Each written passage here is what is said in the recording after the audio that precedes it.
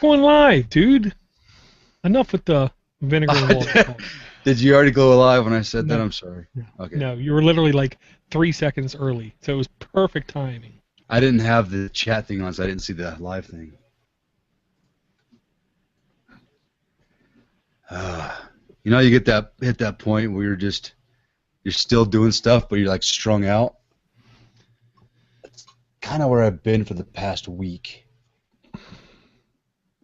I just realized. You know, like the music video that Robin Williams was in. Don't worry, be happy. Don't worry, be happy.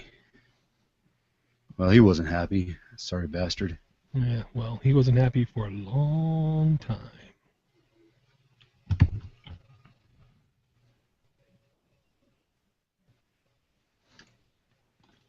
Open up the drive.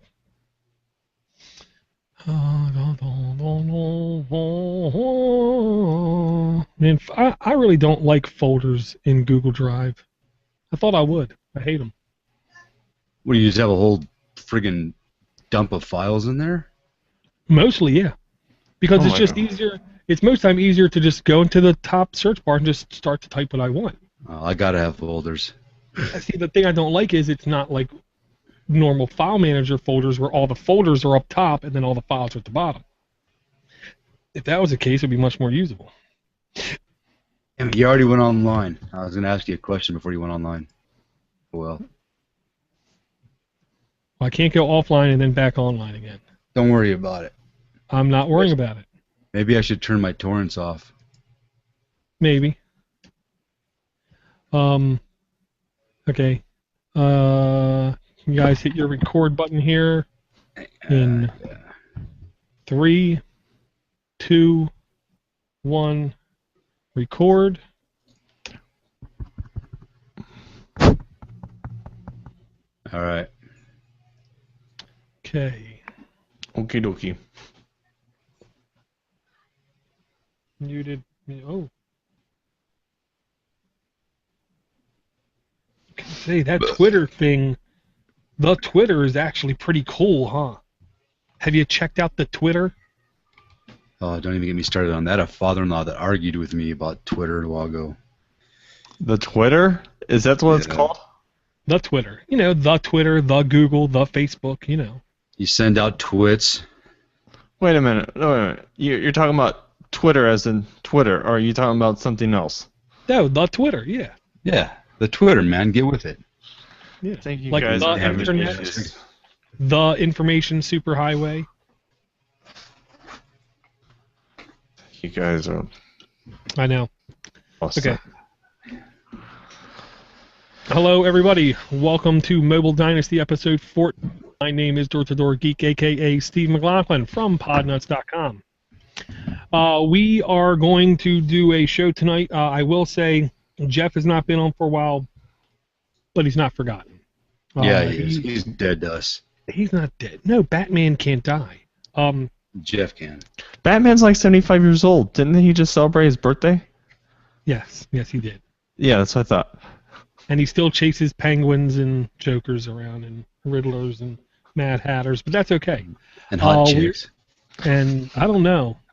Adam West I always thought was a little, comme ça. Little foo-foo. We Really? are joined tonight by Josh, KnuckleHeadTech. How you doing, man? Dude, I'm freaking good. I'm a little strung out, so I'll try not to say bad things, but no promises. Should I send officials to your place of residence? Yes. You just keep recording and you do your job and I'll do mine. Okay. We're also joined tonight by Ellis, Clark, Kent, Owens. How's everything going, man? Everything's going good. I just came back from vacation. We went to the East Coast to... Actually, we were in your city, Baltimore. And you made it out alive. I don't know how I you don't did know that. how. We about lost our minds. Me and my wife did. And we just got back. We're still technically on vacation for a few more days. We're just relaxing. No dog until like Monday. But yeah. We made it live. Thankfully. Yeah. The two cities you were in Pittsburgh and Baltimore. I literally wanted to tell you, Ellis, at night, stay in your hotel room. It's the only safe thing to do. Yeah, I agree. I agree. Now, to totally tangent this real quick, because you're a gamer, I got to ask you. You're the only real, true, active gamer that I had the opportunity to chat with since I heard about this. Bungie Studios, Halo, coming out with Destiny, I want to say it's called. Yes. Are you at all looking forward to that? Yes, I actually got quite a bit of hand time on the beta. Actually, that was right before I left. Okay, so wait a minute. Josh is strung out and you got hand time. Okay. Dude, I was biting my tongue and you said it. I said hand time, but I should have probably said hands-on time. I cut the words off. You're on vacation. You know what? I left the door open for Josh to make a joke, and he didn't take it, so that's his fault. So, yeah, but I'm sorry. Destiny, good game. They dumped millions of dollars into it. Took 7 years. Yeah. A lot of references to Halo you can find, but very good game, very popular. I think they have over 5 million pre-orders, so it looks to be like a Guinness World Record right now. So, yeah. So, games like Call of Duty and stuff, I think they're going to have a run for their money. And this is MMO, so they already said they have 10 years of content pre-planned. So, yeah. Yeah, that's crazy. I heard over 5 years, over $500 million invested. Yes. Over 6 million people joined the free beta. Yes. I just keep thinking this is going to literally change gaming for a decade. And even though it's an MMO, which I knew it was, and I played with a couple friends, it really didn't. I mean, it had some similarities. It does play like an MMO, but since it's a first-person shooter, you feel like you're playing a Halo, but you're like, this feels like Halo, but it's actually an MMO, and it's hard to get your head around that. And I think that's where it's going to have a lot of replayability. So, Right. And it's very balanced. They have put a lot of time in balancing it. So, yeah. That's good. So I hope to get as many podcasts in with you before that comes out. Yeah, September 9th, I expect my time actually to go down. My wife is already knowing that. She already knows Destiny's coming out. She's already seen me getting ready for it. I'm actually doing a bunch of artwork, preparing to do live streams and stuff, so kind of doing some tweaking. Yeah, I expect some sleepless nights maybe coming up. That's awesome, man. Really quick, just give everyone just one more update, final update, I'll put it that way. Still have not taken the Moto X 4.4.4 update on Verizon, non-developer edition, because it's still not completely clear to me on route. I think, though, what I'm starting to see seems like very credible information that I can rely on, so I do see myself going through that stock update. And this is the very first. I didn't want to say. I didn't want to say this before. I've been using this phone now for weeks. This is the only Android device of any nature I've ever owned that I actually like the customizations done to Android. I like the Nexus 7, but that was stock Android, not really customizations done to it. The Moto X has stuff like, what did you call it, Ellis? Moto Active? You mean Assist? Assist. The driving? Yeah, the app's called Assist. Yeah, little stupid things like that I just think help with more enjoyable time on the device. And not to mention, it's just snappy as hell. Works like butter. Zero real problems with the device, even though, of course, I hack all day on it. I will say I'm in agreement with Leo Laporte when he says he's looking forward to the Moto X1 or Plus One or whatever the next Moto X is called. I am also looking forward to that being a device available on Verizon, hopefully. It should be on Verizon. Yeah, it's a Motorola device. It should be on Verizon. Yeah. I think the date is end of September, they're thinking. Yeah. Which, I mean, that device, the Moto Plus One, they're thinking 5-inch. some type of Snapdragon, either at least in the 800s, which the 800s actually they can do the offline, or I should say the touchless control. That's the screen off Google Now. They can actually do that, but because there was actually a thing about the Nexuses doing it, but it was disabled. But I think someone figured out a tweak how to do it. So I'm really excited to see that and the how they work it all out. I think it's going to be a really good device, but there's tons of rumors. I saw a different rumor today compared to yesterday's rumor on the Shamu, or I should say the Nexus 6. Yeah. And it keeps bouncing. Today's rumor, they said it's going to be a 5.2-inch and an 805 processor. The 805 is the most newest one, and it's a beast. Yesterday, they're like, it's going to be a 5.9, and then they're going to say it has the 801, which is what most smartphones that have come out since January of this year are using. So I'm like, well, are they going to use the 805, which really no one's using, except for maybe one or two phones, or are they going to use the one that everyone's using, 801? And which screen are they using, a 5.2, like today's rumor, or 5.9, like yesterday's rumor? So I was actually, after the second rumor came out today, the rumor that came out today, I saw tons of people on Reddit were saying conflicting rumors. We'll never know until actually the device comes out. So, yeah, I'll say, but correct me if I'm wrong. History is the Nexus device does not have the toppest of the high-end processor. Correct. And doesn't have the biggest screen. Correct. This is HTC putting it out, right? Motorola. Or Motorola, I'm sorry, Motorola putting it out, and they're going to want to put some good stuff in there. Yeah, by Lenovo. It's not Motorola by Google. Has Motorola ever had a Nexus? No. No. So this will be the first one? Okay. But now here's the question, Ellis. You said before that it takes like... I'm wrong. They have had a Nexus. They did? What? Was it the one? It was a pre-Nexus. Zoom. The Zoom was considered a pre-Nexus because it was the beta to all the Nexus tablets. Right. So it's actually count as a Nexus because it got Nexus updates, and because of the Zoom, we want to have the Nexus 7 tablets or the Nexus 10 tablets. Yeah, so the Zoom is considered technically in the Nexus category, even though it was never called a Nexus. It's considered a pre-Nexus. Okay, well, another stupid question. Previously, I think I heard you say something to the effect of, most phones take 22 to 26 months, something like that, to go through the life cycle. So so if this is a Nexus device by Motorola, could it at least have been inspired from Google? Well, I'm now hearing that people are actually, it's dropped down to 18, so we're looking at probably 22 to 18.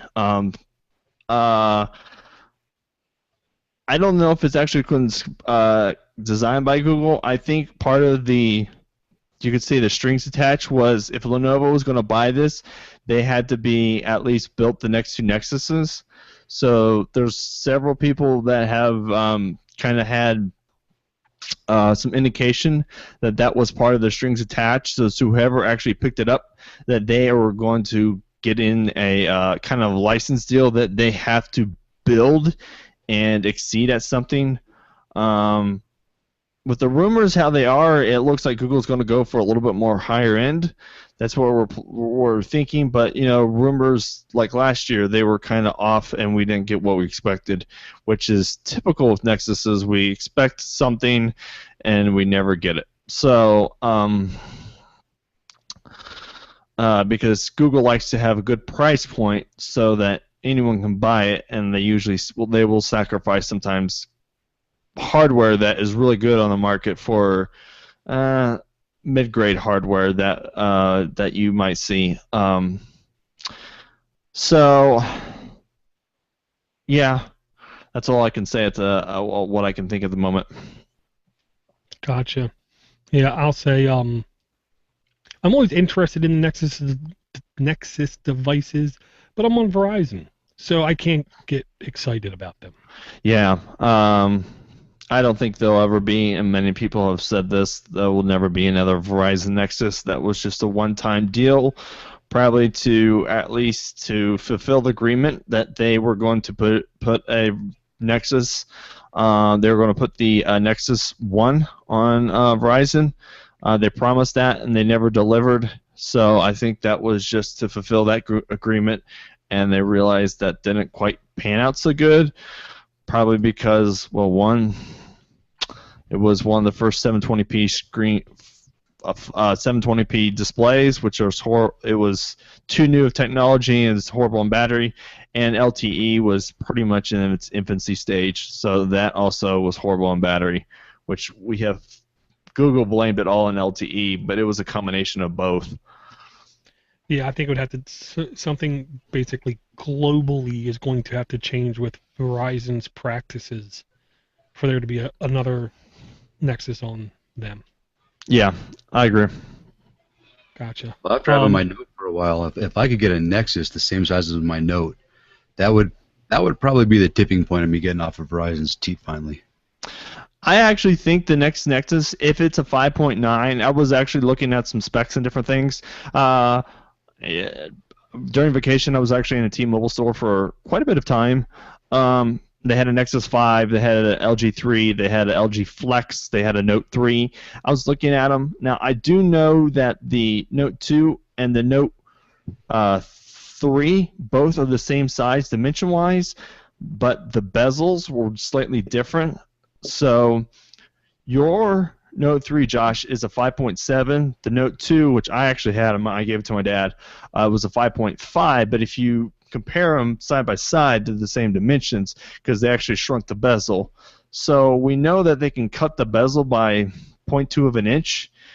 And looking my wife's LG G2, and I looked at the LG G3, which there's a half an inch of difference.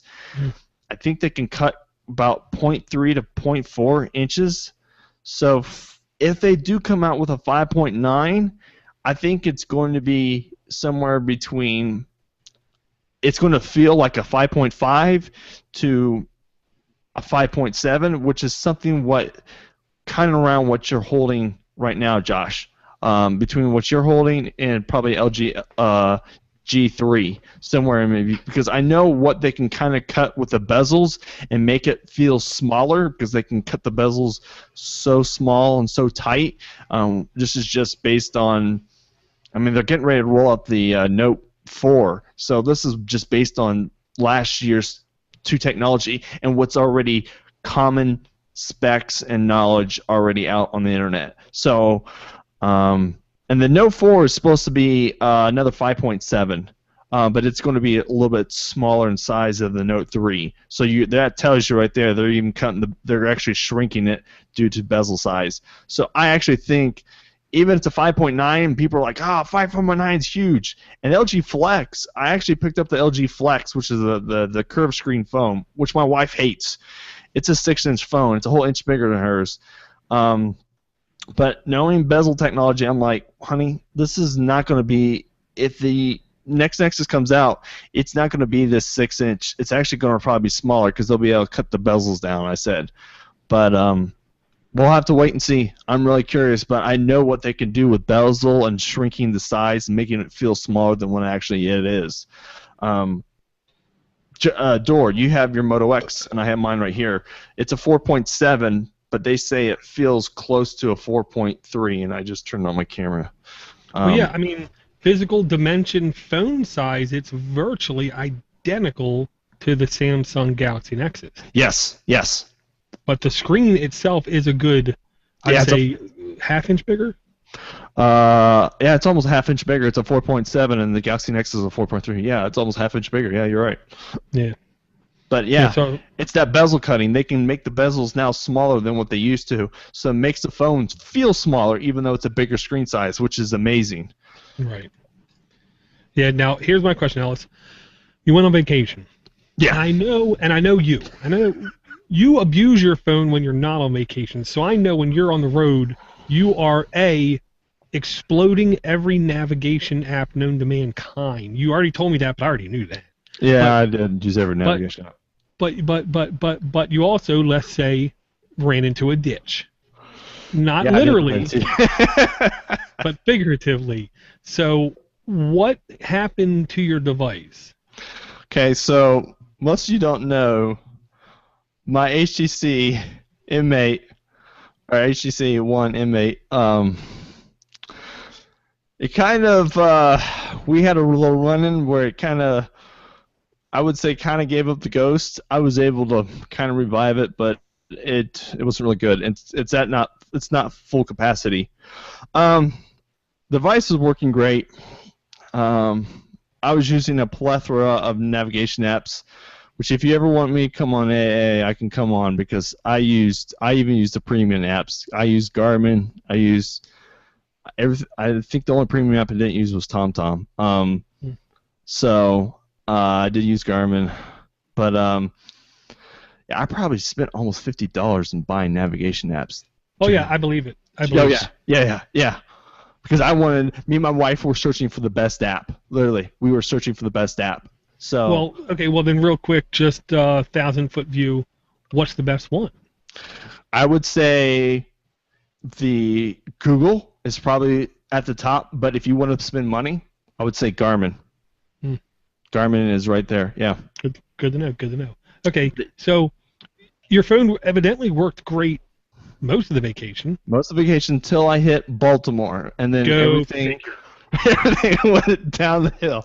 We hit Baltimore. Granted, we had to stand almost 2 hours on 695. That interstate, man, it's bad. It's bad. I understand. Worst interstate in the nation. Yes, I think I got more white hairs, which my wife likes to make fun of. I now understand why you have so much gray compared to Josh. Yep. So, and all my data went from LTE to 3G. I was stuck on 3G as soon as I got there. I didn't know why. I couldn't figure out why. So I thought, maybe it's just the type of city. Now that when you go to a bigger city, I live in the suburbs of Indianapolis. We're not as big as Baltimore. Baltimore is a big East Coast city. It's been around for a long period of time. It's Maryland is one of the 13 founding states. So I thought, Baltimore, big old city, got a lot of people. Now we also rolled in that night. There was a Falcons game going on, and Octacon. I think I pronounced it right. Octacon was going on too, which is, anything about Octacon? It's a anime con that focuses on anime and let me see if I can pronounce this right. Mangas and manga, which is Japanese comics. And man, the cosplay players were way out because they do more cosplay there than they do at Comic-Con. Man, I saw everything you could think of in anime cosplay. Wow, was it crazy, including movies and Disney, which I don't think Disney really considers anime because that's Japanese. But whatever. My wife thought it was hilarious. But so I figured they said there was over 12,000 people there due to the con. So I thought maybe it's just distraction in the network. No big deal.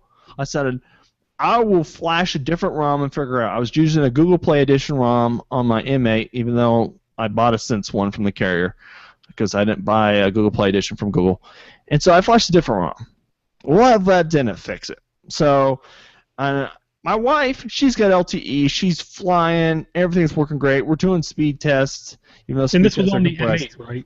And this is on my M8. Her LG G2, which is also on T-Mobile. We're both on T-Mobile. Hers is doing fine. She's got LTE. I'm stuck on 3G. Doesn't matter which ROM I'm going to. I'm wiping it out, flashing different ROMs. So I know that there's something wrong. I just got to say, welcome to married life. Her phone's working great. Yours, for some reason, just doesn't want to work. So I'm sitting there thinking, I should have brought my Moto X. My Moto X is at home. I should have just brought my Moto X. Because the Moto X is near stock. They're like Google Play Editions, and it just runs like a Nexus. I'm like, I love my Moto X. So I'm like, I just should have brought the Moto X. And I'm like, that's what my dad first told me. So I thought, I'm going to go to the T-Mobile store. So we went to the T-Mobile store. Guy looked it over. He messed with the APNs, which is the APN stands for something protocol access protocol network, if I'm not mistaken. And you can change your APN due to your carrier. Access point name. Yes. Access point name. Sorry. And so he looked at my APNs. They reset my APNs. They gave me a new SIM card. T-Mobile's looking there like, dude, man, your phone's like screwed. So they did everything they could figure out. So the last thing they're saying, well, why don't we just do what they call a master reset? Now, I asked him what a master reset was. He's like, we're going to wipe out all your data. So I'm sitting there thinking, so they're going to clear my full internal storage. So I put all my pictures on my SD card, pull my SD card. He goes into my recovery. What I thought he wiped it, well, come to find out, he only did a factory reset. Mm. And then he boots up the phone, and then I realized the ROMs I still have on there, because I opened up the File Explorer, are still there. And I'm like, he only did a factory, and we're still stuck on 3G at that point. And so I'm like, he's like, dude, I don't know what to do at this point. And I'm sitting there thinking, your so-called master reset is actually a factory reset. You don't even know what you're doing. I mean, this guy was a Samsung fanatic. He kept telling me I should have bought a Samsung, Galaxy S5 all the way. He's flaunting his S5. Two other salesmen in there, they're telling him LG. So I had LG fanboys in there versus Samsung fanboys. I've never seen an LG fanboy in my life, but now I've met him.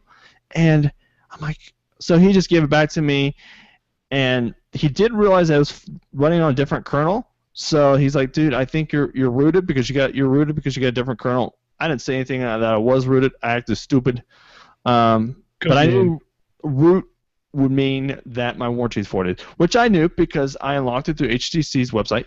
So he's like, I can't do a factory exchange. So I was like, okay. So he handed it back to me, and I didn't realize until I walk out the store that I couldn't install any apps. When I went to the Play Store, you saw in the apps, it said, sorry, this application, it came up and said, sorry, the Play Store is not available for your area. Even though I could open up the Play Store. And I'm like, what the hell did this mother... My wife's looking at it, and she's like, he just, for lack of words, Josh would say F or whatever, blank, blank, blank. He just blanked. I'm using Josh terms. Your Play Store up, and I'm like, yeah, I can't download anything, even though I'm signed in with my Google account. I'm like, he just screwed my phone over. So here I am. I don't got any of that, and a half hour later, I get LTE after whatever he does to screw up my phone. And I'm sitting there thinking, here I am. I've been in 3 days in Baltimore, no LTE, now I get it after he screws up my phone, and now I can't download it. So I told my wife, I said, okay, we got LTE, but it's slow. It's just very fast in 3G, but I can't download any apps. And I'm like, oh my goodness. So I was able to download a ROM, and at that point I found out the ROMs went up flash. It took me like 3 hours to download ROM on LTE. So I knew my LTE wasn't quite working, even though I did get LTE back. Because all was problem with the phone, I didn't have data connection. So I actually thought I burned out my LTE chip. Dor, me and you talked about that because I called you on my wife's phone. And so 3 hours to download ROM, it wouldn't even flash. It's since total stop-based, like almost no customization. So I'm sitting there thinking, this phone, he soft-bricked my phone. This guy just soft-bricked my phone. And I was like, I'm going to go back the next day and choke this guy. I'm just going to go choke him. I'm like, I was just so mad. I'm like, I should just take my phone and just smash it and say, look, my phone's broke. Give me another phone. Let's do a warranty exchange. Because that's what they were going to do, except for I was rooted. So my next guess was to wipe the internal storage. Now, I didn't realize, but last year's HTC and they use HTC. When you wipe the internal storage, because they have Google Play editions, they have different partitions. It doesn't know what your basic partitions is. Can you hear me, Josh? Yeah, I think it's my connection. I was just checking. Okay. So I went ahead and wiped my internal storage at about 1,000,000 times. I kept wiping it. And then I tried to reboot the phone, see if it go. I just rebooted it right back to the system. It should have went to the recovery and went to the ROM. So I knew it wasn't fully wiping. So I'm like, okay, he's totally screwed up my partitions as well at that point, because when you wipe your internal storage, and I had pulled my SD card at that point, it should wipe your ROM as well, so it would automatically revert right to your recovery. It won't go back to. No, it was actually booting to the ROM. So I knew that my partitions were screwed at that point. I'm sitting there thinking, oh my gosh, he's really screwed my phone up. So I just kept wiping. But little did I know, when you wipe the phone, like I said, it changes. You need the HTC toolkit, I found out, to actually tell what partitions that you have. Do you have a 2 GB Sense partition, or do you have a 1 GB Google Play edition? Because the phone doesn't know after you wipe. I did not know this. Right. Yeah, and all this time you're on vacation. You didn't bring a Windows laptop with you. Oh, I brought nothing with me. Right. I don't have a Windows laptop. So the whole time I'm just sitting there thinking, I don't know, Ellis, it sounds like hardware failure to me, because that's what it sounded like. Yeah, that's what I thought. It was a hardware failure. So, yeah. After doing multiple internal wipes, I actually finally got a ROM to work. It was a fluke that I got a ROM to work, because according to everything I read, you had to have a toolkit to get it to work. I just kept hammering ROMs, and all of them would just fail. As soon as I start flashing, within the first 2 seconds, it would fail. It says nowhere to put symlinks. So I knew that it couldn't connect the partitions up together, because the symlinks tell where to go to write to your internal storage. So it didn't have any symlinks to write. Literally, it didn't know where to write. I'm sitting there thinking, I got to call Scott Moulton probably once I get home. I'm like, I got to send this phone out. I'm like, my partitions are screwed up now. I'm like, I've got probably bad sectors. I'm sitting there thinking, at least. I mean, I'm not a hard drive guy, but I'm like, this has got to have bad sectors. But I finally got a ROM on there, and I did a few more wipes after I got the ROM on there. Things wouldn't boot up correctly. Half the apps won't work. So I did a few more wipes. I switched my recovery to I was actually using Clockwork Mod. I switched it to Twerp. Someone said try Twerp because it does it a little bit different with the internal wipe. That seemed to help a little bit better. I thought Clockwork would actually be good because it's actually stock based, but apparently not. Twerp has done some magic, I don't know what, and how they wipe internal storage. So that seemed to help clear up some of my abilities to get some ROMs on there. So I'm now home. I can't get all my ROMs on there. I can only get certain stock ROMs. I haven't been able to get any Google Play. And since being home, I found out, like I said, the toolkit you need to with the partitions. I also found out, and me and Dora were talking about this, that I was actually running a 4.4.ROM on a 4.4.2 baseband. Now, it depends on your baseband and your ROM, because you can actually soft brick things. Now, if you don't know what baseband is, it's your firmware. Your baseband is what you use to connect between your phone and your cell towers. And cell towers is for everything. I mean, phone calls, text messages, data. So if you're not on the correct baseband for your version, you can actually brick your phone. And this is not only for HTC One. Actually just telling the door, because I actually reverted to my Moto X. I'm using my Moto X right now until I get my M8. It's also for the not for the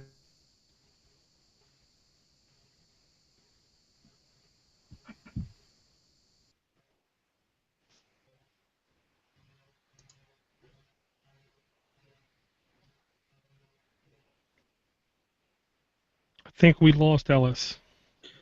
Oh, I thought it was just me. No, he started to break up there a couple seconds. Okay. About a minute ago. And it like slowly got worse.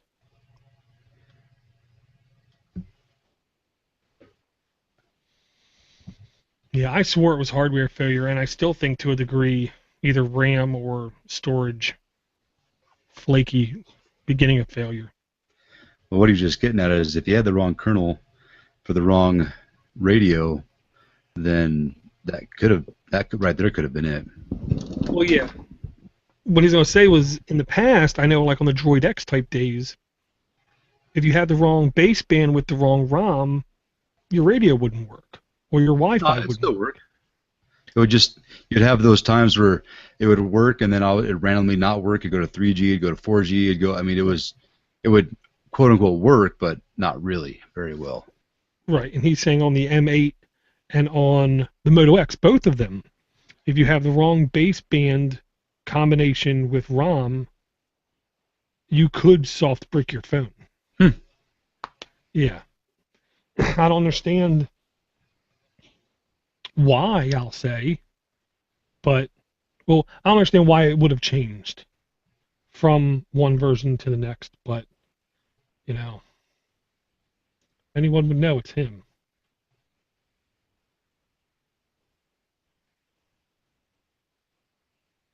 Yeah, so apparently his connection is soft bricked. Yeah.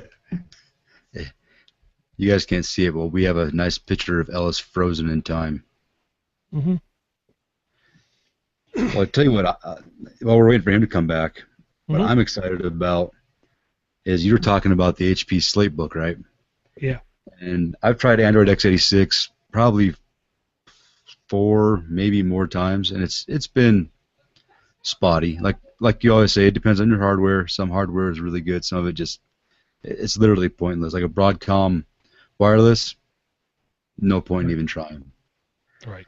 So I've run it enough to get kind of a feel of performance, and it was pretty well crap, for me at least. But I got 4.4 with the RC2, whatever they just released on my netbook, and it's a Samsung N210. Dude, I love it. I am absolutely loving this. This is selling me enough that I would actually happily buy a laptop running Android. Absolutely. Right, and this is from Android-x86.org. I believe, correct me if I'm wrong, this is basically AOSP Android with x86 type drivers. Yeah. Yeah, instead of it just being the oh man, sorry, my brain is just toast. Instead of having the processor for phones and all that stuff, it's got the x86 Intel architecture in there. Right. Yeah. Now, here's like one of the things that I say. Like logically, laptops don't have GPS. Laptops don't have magnetometers. Laptops don't have gyroscopes. Laptops typically don't have 2 cameras. So inherently, you're going to have a little bit of uncompatibility. So the best you can expect is a decent running Android operating system with limited app support. It depends on what the app's looking for. Yeah. But with the prime hardware, it could really be smooth. Oh yeah. Yeah, with this thing, it's running, and I think it's a dual-core Atom, if I remember. It's got 2 gigs of RAM. I mean, of course, it's a netbook, so the GPU is an old Nokia phone is probably as powerful as this thing with GPU, but it runs really good. I mean, I can't get anything graphic intensive. Now, I did take the x86, Android x86, and put it on a desktop. My thought was I had a spare desktop. If I could get web browsing, internet access for the family, if I could get Minecraft, PC or whatever they call it, PE, portable edition running, that would be a perfect little little game kiosk for the kids, and that would be perfect for them. That'd be all they need. And it was working really good, except for the fact that I could not get Minecraft to work. Now Minecraft has had a change where they actually supported x86. I think is their last 0.9 beta, and now they're on a full release, and it's supposed to support it, but something in this Android x86 doesn't communicate correctly with Minecraft to work. But like right now, my show notes, I'm doing it in Android on my netbook. And the one thing I really like, there's an Alt tab. You don't have to do the. Oh, and it works. Oh yeah, it works beautifully. I'm in IRC with my Android netbook. Web browsing, I can do Google Plus. Anything that doesn't require any graphics, really. Gotcha. Well, yeah, that I think is the other piece of big hardware difference is on the better quote-unquote Android devices like Nexus 7, you have multi-core GPUs, and I want to say the latest ARM Tegra processor literally has something insane, like 120 GPUs, like cores, like emulated cores. You know what I mean? Yeah. So that's the other thing. But yeah, and I will say this HP Slate book, I'm not going to lie. I downloaded a exposed module, I believe it's called Moto Tether. That enabled me to see. My problem is I was trying to tether, but I kept trying to use third-party applications. Since I was running stock, I didn't completely trust using that tether. But this Moto Tether has enabled me to use stock tethering. Works good. So now my next goal is literally to get one of those HP Slate books, because I truly believe with a full keyboard, a full screen, permanently connected, I can get a lot of things done on Android with a full keyboard like that. So absolutely. That's my right now. Tomorrow I fell into a bunch of money dream what I would buy. Only thing I would worry about, it would be with a lot of off-brand type Android devices, root is simply as hard as installing SuperUser. Right. It puts the binary in there, boom, you're done, you got root. Now, hopefully HP is pretty similar. I know HP in the past, they kind of go one extreme to the other. One extreme of tons of proprietary garbage, and they just throw all their bloat on there, or the other end where it's, we don't freaking care what you do. Here you go, buy it and do what you want with it. Well, I'm afraid of the first one because HP overseas, they do sell tablets and phones that are Android. Right. So this is not a completely new arena to them. So I am a little bit fearful of that. I'm slightly fearful of not being able to get root on it, but at the same token, when I stop and think, I don't know what I would have to have root for on it. Well, I know for myself, I would want to have, my ROM toolbox. I mean, I use that for all kinds. There's so much that I use that for. And I hate to say it, but I use Adaway a lot because those ads, they've become too invasive. If you want money from me, put an ad in that's not invasive. My kid's not going to click on it and go somewhere I don't want him to. You want money? I'll pay for your app. I'd happily pay for your app. But there's a couple little things that I run that I just need. There was something on this I can't remember right now. I just got done wiping it and redoing it. But there's a couple little things I installed on here that I really needed root for. Could I live without it? Probably. Would I be as happy? No, I wouldn't. Right. Exactly. It's doable, but it's definitely not going to be as enjoyable. Right. And this is where, like we were talking to you a little while ago. Google Now, it's a fantastic tool. For where I live, it's just a weather app, and occasionally it reminds me of somebody's birthday because I live in Idaho where there's nothing going on. Now you take Google Now, like where you're at or where Ellis is at, there's probably a ton of stuff going on. I could see a Google Now with a full page on your laptop. That's awesome. Yeah, that's really awesome. Well, and I'll say the only other thing I could see Google Now doing good for you is sports. Yeah, exactly. Yeah, tell me about the teams. Hey, Ellis, it looks like you're back. Yeah, my modem router, along with many other Comcast, have issues with IPv6 and having back errors. Yeah, so once in a while it restarts, and then when it restarted, mine decided it needed to do an update. My router did, my Zeus router, which it's on custom firmware. And I had a bet with Josh that you were ROMing your modem and it soft bricked. No. But I hate every single Comcast modem. Me and my dad were talking about this because they have problems with their IPv6 because it logs errors and then it forces them to restart. So Gotcha. yeah, but yeah. So have you messed around with the Android x86 much, Ellis? I have not. Basically, think of it as really nothing more than another Linux distro, but it's Android. Right. Well, and to be honest, I think it's one of those things like if you look at something standing up and you look at something laying down, our brain has a hard time telling distances where one will appear longer than the other even though it's the same distance. I think people have a hard time really truly imagining Android on full computers because we're not used to it. Well, let me ask you this. A Chromebook. So you get Chrome and you get Chrome apps. Mm-hmm. To me, big friggin' deal. I can see the appeal with schools because they want, this nice little non-infectable, you can reset it in a second, Google Apps environment. Makes sense. I have no use. I keep thinking I want a Chromebook, but then I think about it, I really don't. I want Android on this. Like right now, I'm in the terminal on my netbook running Android. I can go in there and type get prop space net dash hostname. I can figure out my hostname.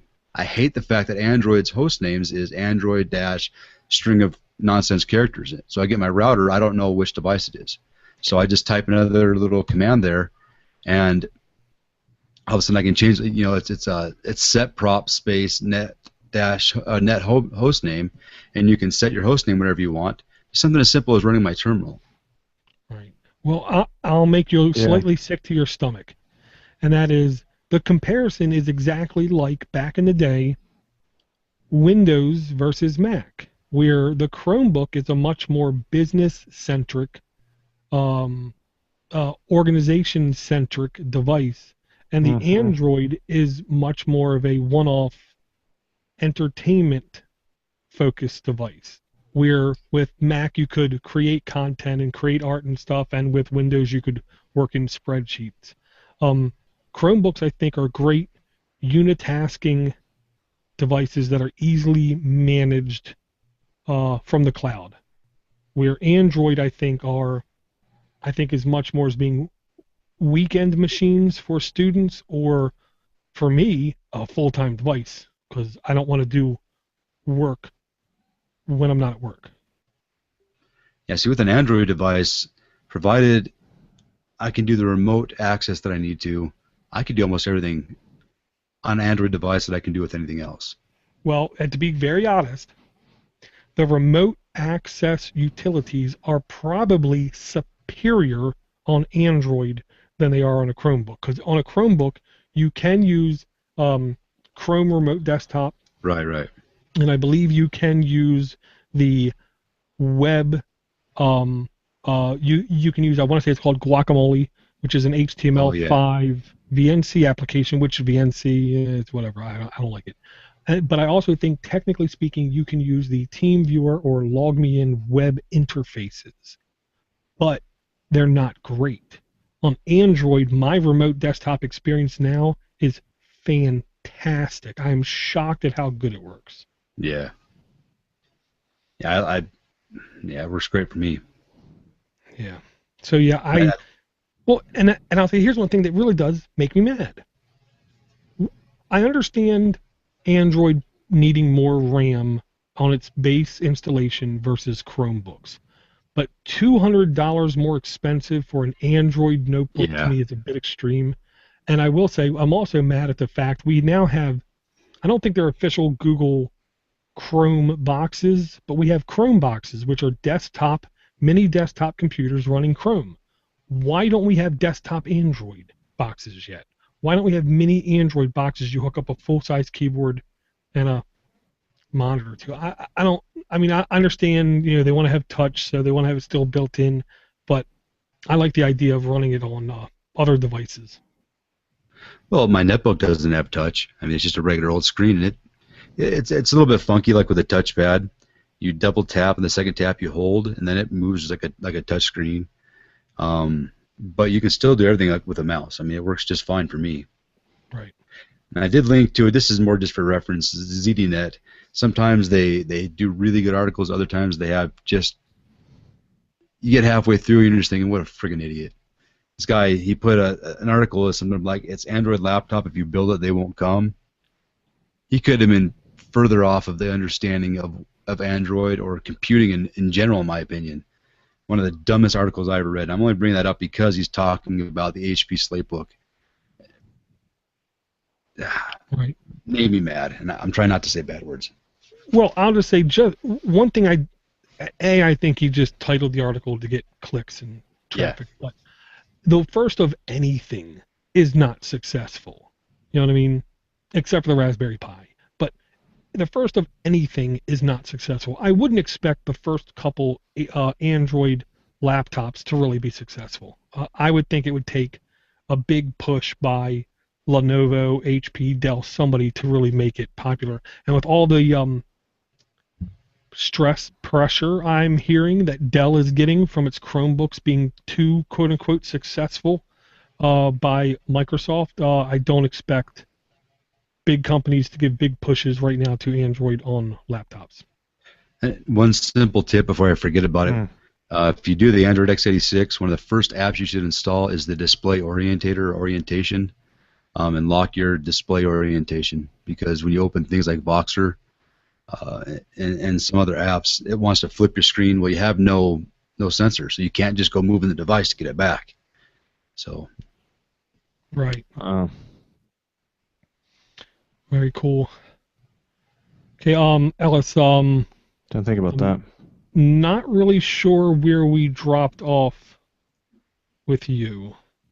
Did you want to try to pick up? I believe you were just getting ready to talk about how now with the wrong baseband you can soft brick devices. Yeah, I mentioned with the wrong baseband you can now soft brick devices, which is something that I don't think is before. I don't think. Well, I know before that was never a problem. If you use the wrong baseband, it would just either you would have a worse signal, you wouldn't get a good signal strength, or a slower internet, or you would just want to get a signal at all. So it's something that you're going to have to, people I think are going to have to start checking now, and I just didn't know about that you can actually soft brick it, which like I said, I was using a 4.4.2 when I should. I was using an old baseband on the ROMs, and I didn't even know. So that's, I mean, I didn't even know because it's never actually been pushed. And even on my Moto X, it wasn't a problem until 2 months ago. They had a KitKat baseband, which only came out on Verizon. And for a minute, both of you didn't move, and I thought my internet just went out again. No, you're still here. Sorry. Sorry. Still for it was freakish. Wow. It was pretty crazy. But I swear it wasn't planned, Ellis. I know. I looked at you, Dor, and then I looked at Josh, and both of you were just perfectly still. I was like, wait a minute, they've been doing this for 10 seconds, and I'm like, what's going on? But so yeah, but I mean, like I said, Moto X, I quit using it back in April. I think the middle of April, beginning of May, and it's like I said, it was in June, and it's a KitKat. It's a Verizon baseband I'm using on a GSM developer version right now on my Moto X, and I asked the developer, I'm like, should I use it? And he's like, if you have problems, use it. If you don't. But yeah, I mean, you can brick the Moto X like mine is brick. So, like I said, my M8 it's kind of a two-way bricking. One, the guy screwed it up, so my internal partitions are not quite even set. I'm going to try to fix that somehow. And two, I'm using the wrong baseband, which causes bricks as well. So But yeah, look for basebands. I'm telling people now to read them. I never even knew about it. Yeah, that's kind of scary. Yeah.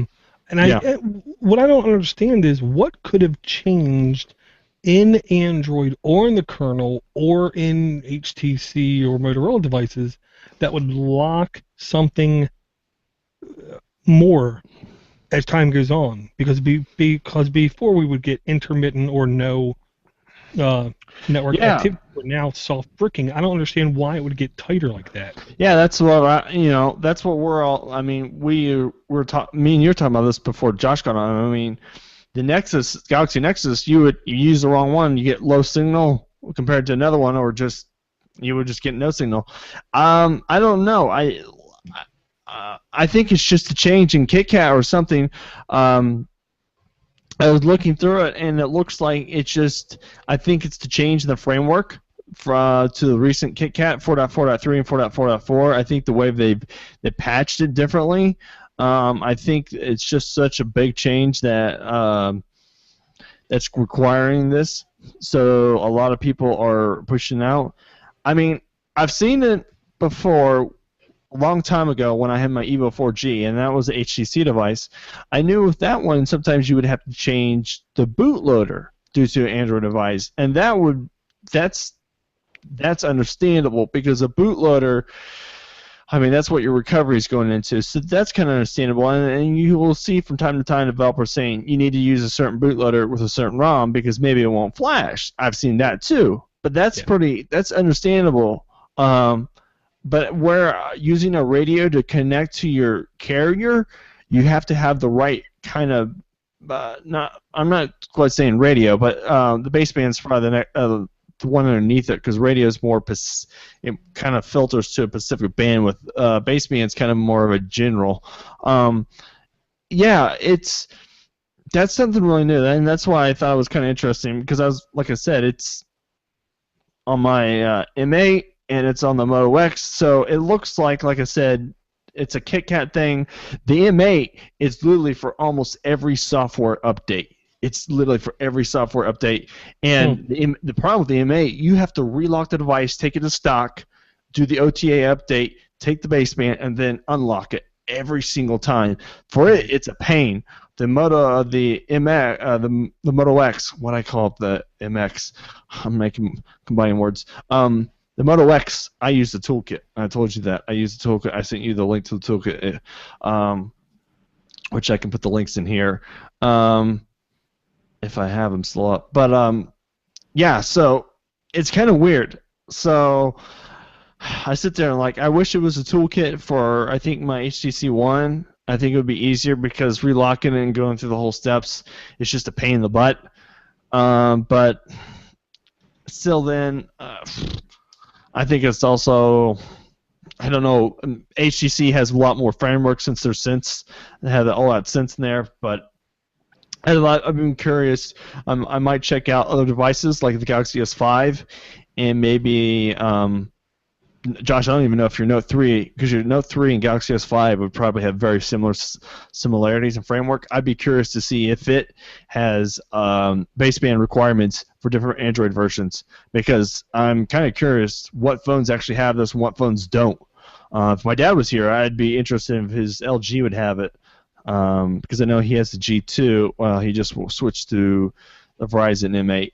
But yeah, because this is very, very interesting.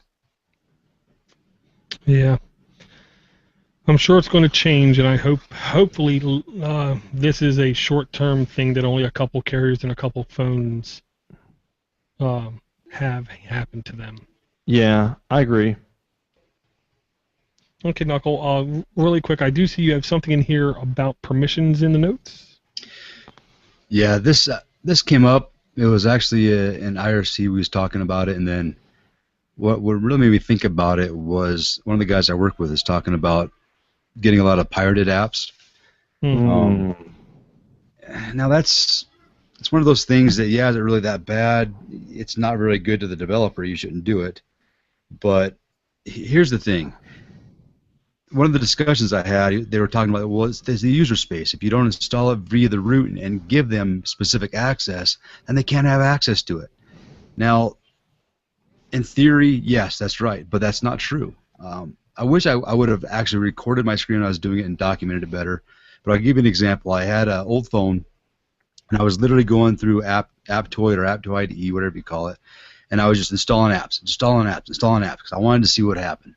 And I was using one of the permission checkers on it to see exactly what the permissions were after I installed them. I'd go through and I'd install an app, and like 90% of all the apps, yeah, they were fine. They did exactly what they were supposed to. But there were a couple of apps in there. Say, for example, one of them was, I can't remember what the exact app was, but you install it, and so it needed Wi-Fi, SD card, just your basic permissions, right? And this was an app for not even a game. It was just something really stupid. But all of a sudden, when I had installed, it had access to my contacts, my SMS, to all of these things that was not in the installation permissions. It wasn't there. I read them very carefully. And this testing went over like a few different weeks, and I can't even tell you how many apps. So just because there's a user space, there's a root, non-root user, and yes, the way Android is built, every permission, it should be right there, and they should not be able to break out of that. Android is actually fairly secure. But if you go outside of the market and you're installing apps outside of the market, remember I just said outside of the market for the third time, you're going to get owned. There is no maybe. It's going to happen. Well, I'll say, kind of like me and Ellis were talking about earlier, it's like Russian roulette. Every time you install something from an unsecure location, not Google Play, you're literally taking the revolver, you're spinning the chamber, and you're pulling the trigger. Yeah. I don't think the odds are great of you getting an infection, but they're odds, and they're not perfect. Right, and it's not really, and that's the thing people forget about. With Android, it's not really an infection in the Windows kind of world. It's Linux, okay? It's what can they get access to? Mm-hmm. It's not, I'm going to install this here, I'm going to turn your computer into a bot, and I'm going to do all these different things and send spam. It's, I'm going to sit there, I'm going to get access to your contacts. Now I've got people to spam. I'm going to get access to just basically almost a keylogger type, and if I can get access to your passwords, if you've got LastPass, if you've got PayPal, if you've got all these different things on there, it's an access kind of a thing. What can they get access to?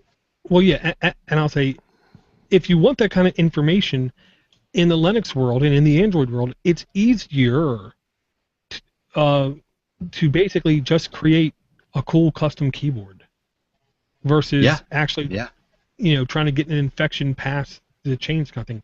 But I will say this, I thought I heard Android 5.0 or the next big version.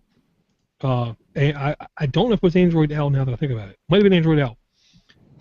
They're looking at enabling post-installation denying specific permissions per app basis. Well, that's app ops, right? I that's what I think, yes. But I'm not. App ops came in. Was it ICS or Jelly Bean? I can't remember. I want to say late ICS. They put it in and they took it out, and then a bunch of developers kept it, made it into Exposed module, isn't it? Thank you, exposed. Right, that's what I was looking for. There's another one that's very similar to app ops. I can't remember what it was because I had both installed and they do the same thing. I don't remember what the other one's called. Maybe X privacy? Maybe? No. No. I know what else it's talking about. There's another called App Control or something. I think it's called App Control or something. I have to look at it. I don't know. I remember it, but there's another one that does basically the same thing. Okay, well, I'll say the only thing that was going through my head when you said that, Josh, was that Google was doing the hokey pokey with app ops. They took it in, they put it out. They took it in, they put it out. They shook it all about. Right. I hope Android here very soon will give me the explicit permissions post-installation to say I deny access of this to this application, whether it's contacts, internet access, sensors, phone messages, send text messages, whatever. I would like to be able to individually on an app-by-app basis deny certain applications access. Well, like you could with LBE. Thank you. Yes. Still miss LVE, but hey, those are the breaks. Okay, guys, do you have any final things you want to go through, go around, go about? What's your guys' thought on, and this has been kind of bugging me for a while, on them maybe not having exposed in Android L? There's a logic behind it. The developer of Expose said that he will make it. There's a lot of people pushing him when it's going to come out. He said more people push him. He won't make it. He is going to make it, which is for art, and art's gone through a lot of changes. He had a preview of it back in January. It's just a preview. Didn't run any modules. He said he won't make an art version for anything newer than Android L because basically he'd be running 2 art versions, an art version for KitKat or newer, and an art version for Android L or Android 5.0 because the actually arts are too different. Android L art is different than the art on KitKat or something. They've done so much modifications. It's crazy. But the reason why I say this about him removing it, I've seen a big push from developers not to bring Expose back, to kill it. The reason why is, and I saw this even on the HTC. I didn't see this in my Moto X, but my HTC One, there was a bunch of developers that came along. They made a ROM, and they said, "Here it is," and people would come to it and they said, "Well, this is a ROM that all it is a bunch of Expose modules. All you did is just took a stock ROM, ran it through a kitchen, put 1 or 2 build prop tweaks. That way you can call it's good on battery and super fast. That way you can put it in your title because you put a few build prop tweaks. And then all you did is gave it root and gave it access to do Expose and then dumped a bunch of Expose modules, but you have no developer actually background. And you see the really hardcore developers out there, the guys that actually hard coding unique features like Cygemon and other big, they're coming along and they're saying, we're getting people that are coming to us how to do this and how to do that from other ROM developers, or not from other users from other ROMs because they want support. But the guys that are making these Expose-based ROMs, I could say, are not giving support because they're not really ROM developers. All they are is they're just putting a few tweaks and just boatloading a bunch of Expose modules and calling it ROM at the end of the day and saying they're a developer. And the real developers like Cygemon and AOKP, they're coming out there and say, dude, we slave, we're out here, we're grinding, we're coding, we're out there tweaking, and all you guys are doing is you cheap developers, you just come along, put a few tweaks and say, hey, look, I'm a cool developer, look at me. And there's I've seen a lot of developers come along and say, hey, just kill the Expose, don't do this because we're getting these cheap developers come along, standard developers, and the community out there is like, they don't get no support from these cheaper guys because they don't know how to code, they don't know how to debug, they don't know how to do this. So, and there's a tons of people uproar like, why don't you add this? If it comes to Expose, I'll add it. And that's the general answer for everything. If it comes to Expose, I'll add it. And I see it all the time, and I sit there thinking, I see their point. I see the big guy's point because the little guys are just cheap and getting by when they should just learn the proper way of how to code and stuff. There's plenty of tutorials out there. Like our friend from SteelDroid, he learned on his own how to code, and that's how he built his. Okay, I'm going to chime in here. That's kind of like saying, this is a really nice car. Chevy makes the best car out there. Ford makes the best car out. Toyota makes the best car out there. So that means I should never be able to do a build your own car kit. I shouldn't be able to restore a car from the ground up and throw a Chevy engine into a Ford car. Granted, that's kind of a vague metaphor, but I think I understand their point. Yeah. But if a user wants to be uneducated enough to install a ROM that is nothing but a stock ROM with exposed on there, screw them. That's their fault. They need to educate themselves. If a guy wants to put together a ROM and expose the crap out of it and say this is a ROM, he has every right to do that. I don't think any developer has a right to say he shouldn't do that. And I think taking away exposed because those guys want to cry about bad developers or not even real, basically script kiddies is all they are. If they want to be upset about that, then shame on them. Yeah, I'll say to me this is like the graybeards in Linux complaining about Ubuntu spin distros.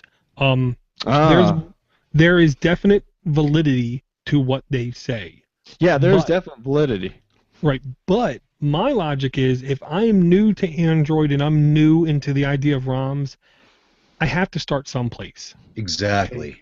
What I would rather have happen is have exposed become so unbelievably popular that hypothetically, me and Josh could make 5,000 ROMs each for the same device, only using exposed modifications, only picking different exposed modules, yet have 10,000 completely different experiences to the end user.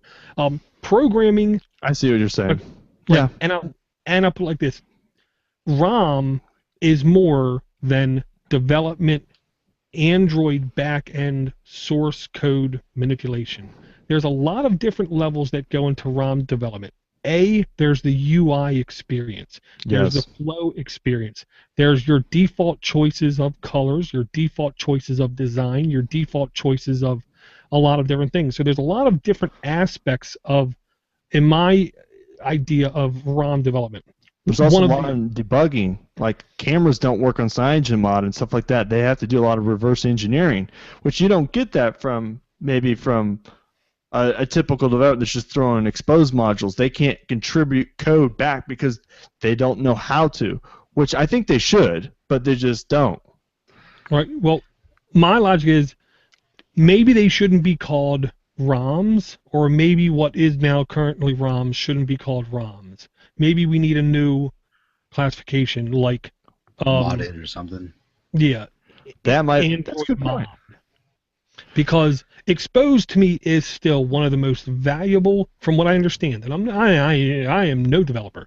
From what I understand, exposed offers developers of those exposed modules a leaping off point, a jumping off point to getting things done. I don't want to take that away from those developers. I don't, because there's more than a couple exposed modules that I literally feel like I rely on too much, but I rely on them.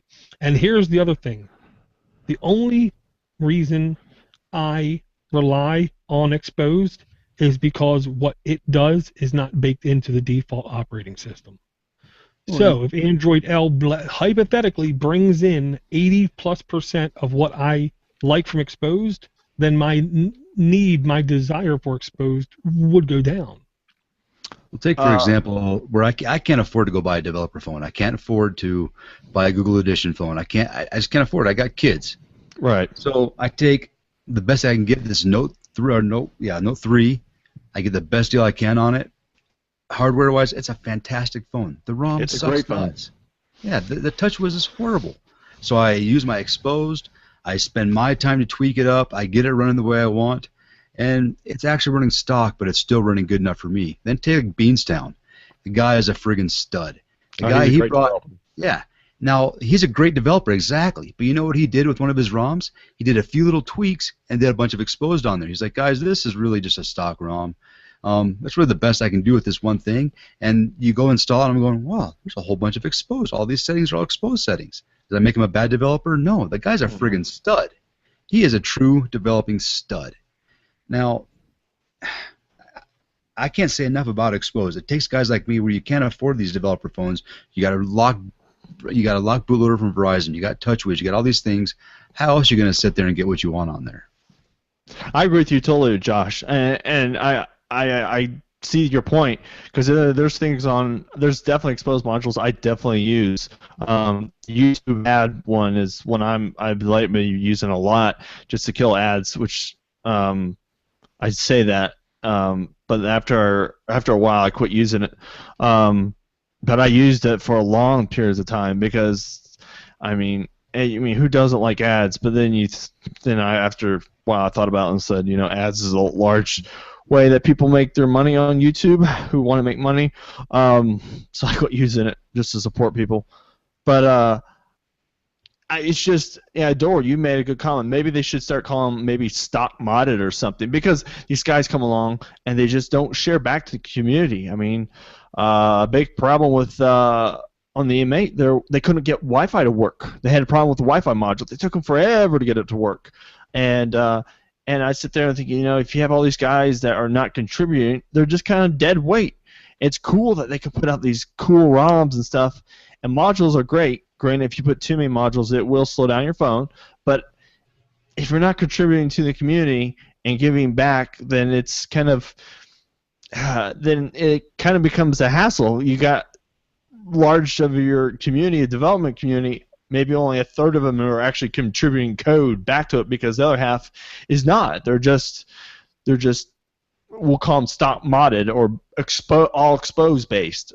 So I see their point, and I see this argument going on, and I might go back and forth. I've seen this argument go on for at least a month or two, and I've wanted to bring it up on here and just kind of get your opinions, or even other viewers' opinions on this, because I really think Expose should stay, but I also think that this should change, and because it doesn't help the ROM community in a way. Yeah, I'll say it's kind of like neither party is wrong. They both have completely valid points. Yeah, they do.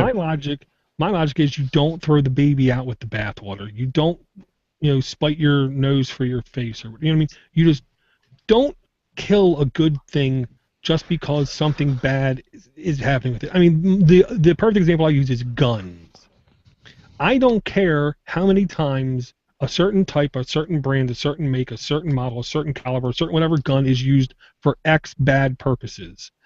It is a tool unto itself. How it's used, it determines everything. Expose, I think, is a fantastic tool. Yeah.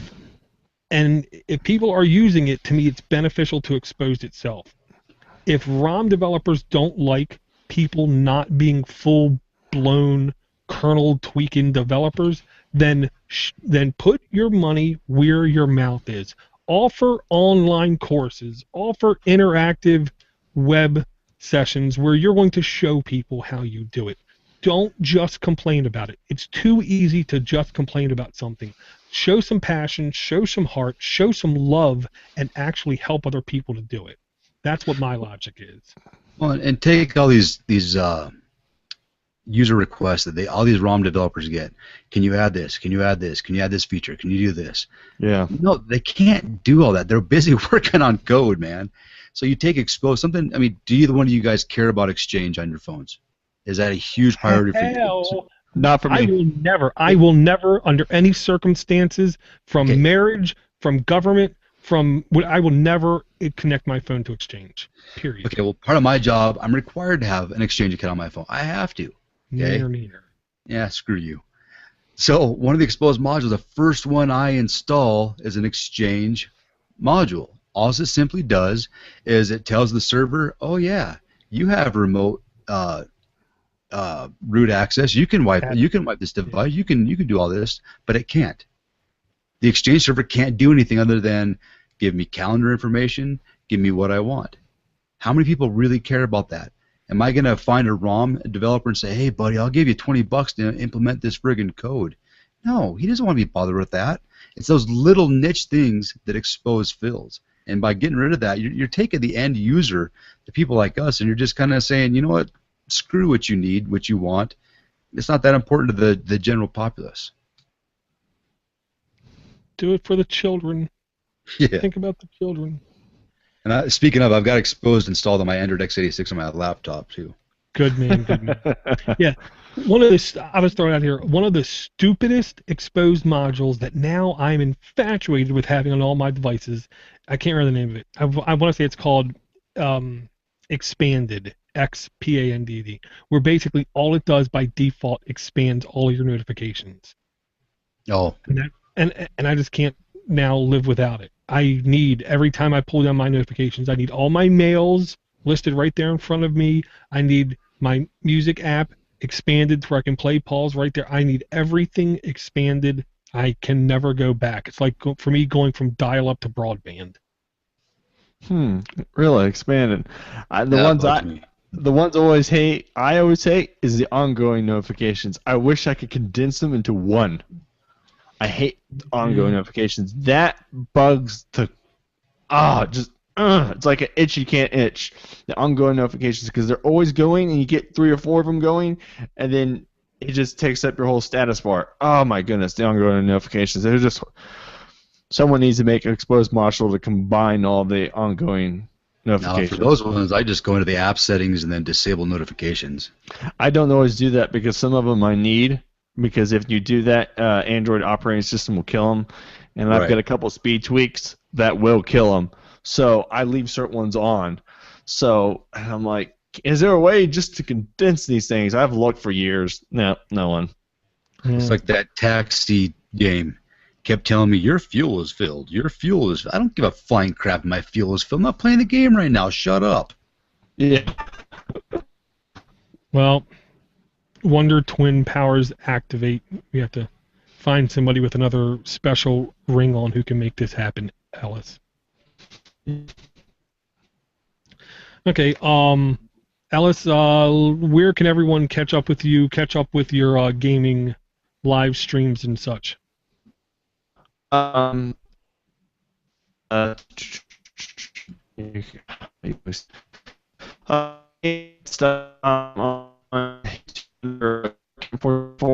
my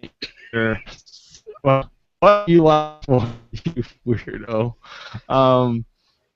Thankfully for Google Plus changing their name, which you haven't done, Dor. I have. No, I keep forgetting. I know you keep forgetting. Just do your user, whatever your nickname is, and then just do your regular name afterwards. So I'm under Clark Kent 434 on YouTube. You can find me on Google Plus. I'm also on Twitter.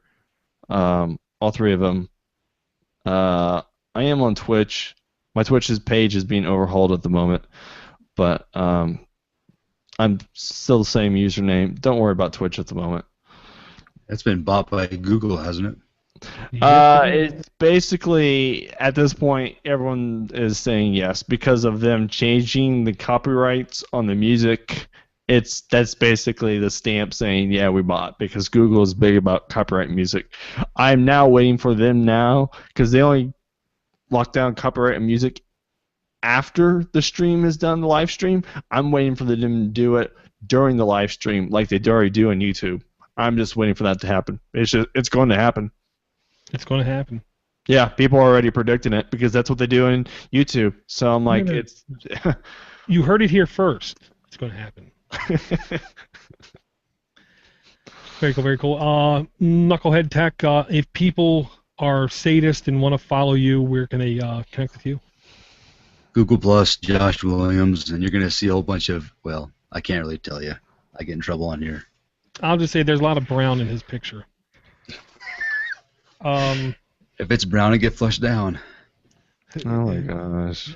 I don't want to know what happens if it floats. I want to thank everyone for their support. Thank everyone for going to podnuts.com/Amazon. Thanks everyone for downloading, everyone for publicizing, everyone for sending in emails. I will say, honestly, I'm not going to lie, guys. We do get a couple emails for this show. I just never remember to bring them. So the people who send emails, you know who you are. You're special people. You're awesome. I want to thank you guys, and we will talk to everyone in a fortnight. Hopefully. Should. You always say Fortnite, and I always think of, have you played that game yet? Dude, Stop your audio is horrible. Mine? Ellis. It keeps, literally, for like, when I asked you where can people find you at, yeah, that's why we were nodding our heads and we're going along with your sound. Oh my gosh. I'm just happy. I still might have a very slight case of it, but I'm really happy I don't have Tourette's. That's all I'm saying. But yeah, Josh, there's a lot of brown in your picture. A lot of brown in my picture. What the hell are you talking about? In your avatar, because the background's brown. It's like wood in the background. Oh. Okay. My eye is horrible. Oh my goodness. But that's why we record locally, Ellis. So we don't have to worry about that kind of thing. Yeah. It's gonna take me a little bit to